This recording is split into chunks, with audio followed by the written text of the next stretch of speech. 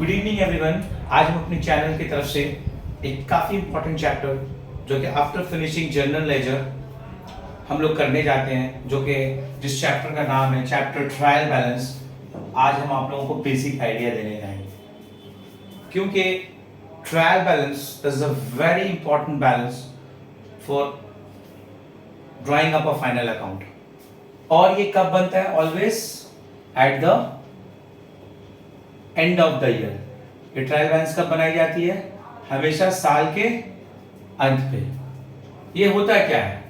इसका एक रूल्स है, rules to prepare the trial balance. वो रूल्स क्या है जो कि हर एक स्टूडेंट को मालूम होना चाहिए? Debit all assets, expenses and losses, credit all liabilities, income and gain। तो स्टूडेंट्स देखिए, आपको डेबिट से मतलब हम लोग को ये समझना है सारे एसेट्स, सारे एक्सपेंसेस, सारे लॉसेस को डेबिट साइड में लिखना। और लाइबिलिटीज का मतलब ये होता है कि क्रेडिट का मतलब ये होता है सारे लाइबिलिटीज, सारा इनकम और सारा गेन को एक साथ लेना। अब आपको कैसे समझ में आएगा कि डेबिट को एसेट्स एक्सपेंस, डेबिट में एसेट्स एक्सपेंस और लॉस कैसे लिखेंगे, क्रेडिट में लाइबिलिटीज, इनकम और गेन कैसे लिखेंगे? तो आपको एक नॉर्मल सा एक टी फॉर्मेट पे, और टी फॉर्मेट में मैं कह रहा हूँ एक पर्टिकुलर्स बनाना पड़ेगा। ठीक है, जिस तरीके से आप जनरल बनाते हो, ठीक है, जनरल और इसमें फर्क सिर्फ इतना है। देखिए यहाँ पर आपको दो अमाउंट देने पड़ेगा और ये आपका यहाँ पर आपका हो गया फॉर्मेट टेयर। आप इस तरीके से लिखिएगा trial balance for the year ended,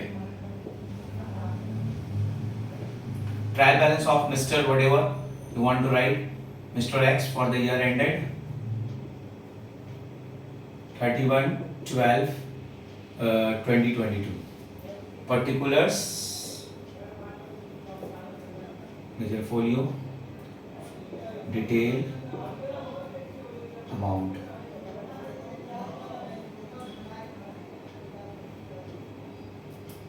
laser folio आप दे भी सकते हो, नहीं भी दे सकते हो। पर्टिकुलर्स, डिटेल, अमाउंट, या आपके ऊपर डिपेंड करता है आप इसको दो या ना दो। ठीक है, तो most important thing is that कि आपको सारा आइटम्स हेड्स आपको लिखना पड़ेगा और वो हेड्स आपको क्वेश्चन में दिखा रहेगा। आपको किस तरीके से लेना है, डेबिट करना सारे एसेट्स को, एक्सपेंस को और लॉस को। तो एसेट्स किसे कहते हैं? बाइंग एसेट्स का मतलब क्या होता है? Buying up of property. कोई भी प्रॉपर्टी को खरीदना वो आपके लिए, फर्म के लिए एसेट्स बन जाता है। तो फर्ज कर लो आपने एक मशीनरी खरीदा, तो आप क्या लिखोगे? ये डिटेल मैंने लिख दिया, debit amount it should be, और it should be credit amount. ध्यान रहे, detail amount, debit amount and credit amount. ठीक है, अब आप जान रहे हो debit all assets and all assets, expenses and losses. मान लो आपने प्लांट एंड मशीनरी खरीदा, कितने का? प्लांट एंड मशीनरी आपने खरीदा 50,000 का, तो डेफिनेटली वो कहाँ जाएगा? डेबिट होगा, क्योंकि आपको डेबिट करना सारे एसेट्स, एक्सपेंसेस एंड लॉसेस। आपने खरीदारी की, परचेज किया, तो ये भी खर्चा है। ठीक है, प्लांट एंड मशीनरी अकाउंट एक लेजर, आप एक हो गया आपका ये लेजर। दूसरे लेजर में आप ये देख रहे हो कि आपने परचेज किया 10,000 रुपए का, तो आपने खरीदारी किया 10,000 का, आपका एक्सपेंसेस हो गया 10,000 रुपए।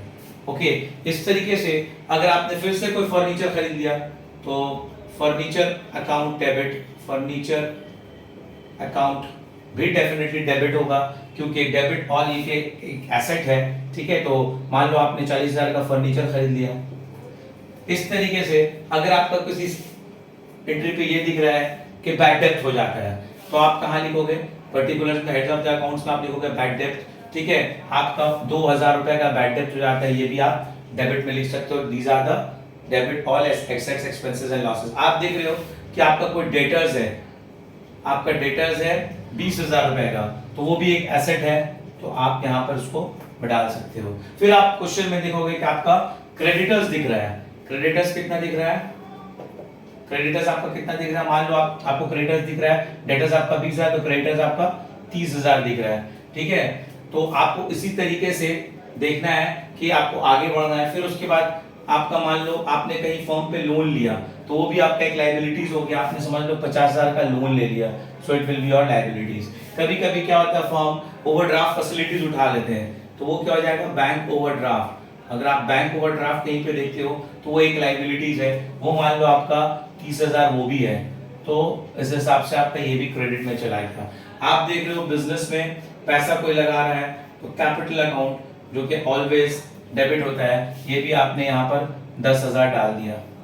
तो इस तरीके से आपको सम अप करके देखते रहना है कि कौन सा ये 6 आइटम में क्या है, एसेट्स एक्सपेंसेस एंड लॉसेस में डेबिट में सारे एसेट्स, एक हो गई एसेट, दूसरा हो गई एक्सपेंसेस और तीसरा हो गया लॉस। लायबिलिटीज, फिर इनकम, फिर गेन। मान लो आपने सेल कर लिया, सेल्स किया आपने 10,000 रुपए का, ठीक है, आपने सेल कर लिया 10,000 रुपए का, ये भी आपका क्या हो गया, इनकम हो गया। तो ये 10,000 आपका यहाँ पर चला गया। तो आपको इसी तरीके से जो आइटम्स है आपको पहले ये देखना है कि क्या वो एसेट्स है, क्या वो एक्सपेंस है या वो लॉस है, क्या वो लाइबिलिटीज है, इनकम है या गेन है। आपको इसी तरीके से सम अप कर लेना है, देखना है कि सही प्रॉपर जगह पे जाना चाहिए। अगर डेबिट का आइटम है तो डेबिट की तरफ जाए और अगर क्रेडिट का आइटम है तो क्रेडिट की तरफ जाए। तो अब आप मान लो एक आखिरी चीज और लिख देता हूं, ठीक है, आपने बिल्स पेएबल आपका दिख रहा है जो कि आप अच्छे तरह से जानते हो कि एक लायबिलिटीज होता है, ठीक है। तो ये लायबिलिटीज कहाँ लिखेंगे गाइस, यहाँ लिखेंगे 2000। तो देखिए अब अगर आप इसको हम टोटल करेंगे तो ये अल्टीमेटली टैली हो जाना चाहिए 50 60 40 40 50 60 100 120 100 1,22,000। उसी तरीके से ये भी आपका टैली होना चाहिए 50 30 80 1 10 1 20 1 30।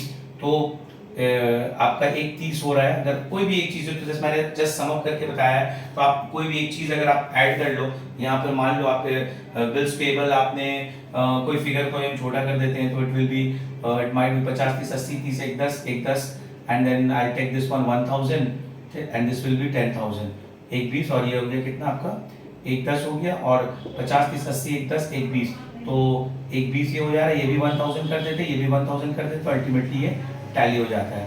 आपको ओवरऑल ये तो जस्ट मैंने सम अप करके आपको बताया है क्या हो सकता है। आपको खुद अंडरस्टैंड करना है क्या एसेट्स है, क्या एक्सपेंसेस है, क्या लॉसेस है, या उसको लाइबिलिटीज है, इनकम है, गेन है। अगर एसेट्स एक्सपेंस एंड लॉसेस है तो वो डेबिट साइड में लिखा जाएगा, और लाइबिलिटीज इनकम एंड गेन है वो क्रेडिट साइड में लिखा जाएगा। तो दोस्तों याद रखना कि आपको ये trial balance always at the end of the year बनाने को बनाया जाता है। बट अगर आप सम्स करते हो क्लास 11 के लिए तो आपका स्टार्टिंग में सिर्फ एकदम बेसिक आइडिया दिए हैं, तो आपको स्टार्टिंग में सिर्फ यही देखना है कि आपको बहुत सारे अकाउंट्स एक साथ जमट करके दी रहेगी, आपको उसमें से सिलेक्ट करके एक फॉर्मेट के मुताबिक ये 6 चीजों को चुन करके आपको समझना है कि वो एसेट्स है, एक्सपेंस है या लॉस है, लायबिलिटीज है, इनकम है या गेन है। तो आप उससे आप एनालाइज करोगे, देखोगे कि 6 चीजें में कौन से हेड में वो टैली करता है, और उसी के मुताबिक आप डेबिट और क्रेडिट में लिख दोगे। तो अगर आप इस तरीके से लिखोगे तो आपको उम्मीद है कि वो सम्स जो है वो बहुत आसानी से क्लियर हो जाएगा और आपको बेसिक चीजें समझ में आ जाएगी। तो मेरा वीडियो देने का मकसद सिर्फ यही था कि आप लोग को बेसिक चीजें समझ में आ जाए। बेसिक चीजें हैं क्या, रूल्स। ट्रायल बैलेंस का मीन क्या है, rules, which is debit all assets expenses and losses, credit all liabilities income and gain. तो दोस्तों अगर आपको मेरा ये वीडियो अगर अच्छा लगा तो अपने दोस्तों में जरूर सब्सक्राइब कीजिएगा, और मेरे चैनल अपने दोस्तों में जरूर शेयर कीजिएगा, और मेरे चैनल को सब्सक्राइब करने जरूर से सब्सक्राइब कीजिएगा। Thank you very much.